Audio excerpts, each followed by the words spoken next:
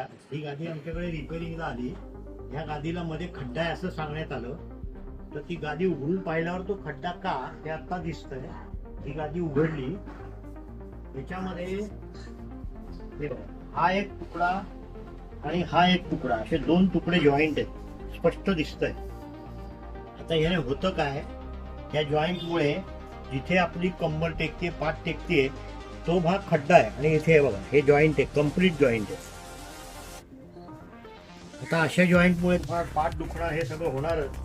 तर हे असं बाजारात फसवलं जातं. दोन तुकडे एकत्र करून स्वस्तामध्ये काहीतरी माल देऊन हे असा त्रास होतो. याचे पैशापैकी पैसे गेले, सगळं झालं. आता हे रिपेअरिंग कसं होणार मला सांगा. याला खड्डा परत जोडावं लागणार. म्हणून घेताना अखंड, दोन पैसे जास्त गेले चालेल, पण अखंडपणा असण्याची गॅरंटी तुम्ही घ्या. आता हे बघा, हे आमचा अखंड कॉयर येतो पूर्ण. याच्यामध्ये जर गादी बनवली तर एकदम टफ राहते, कुठेही जॉईंट नाही, अखंड तुम्हाला मिळेल.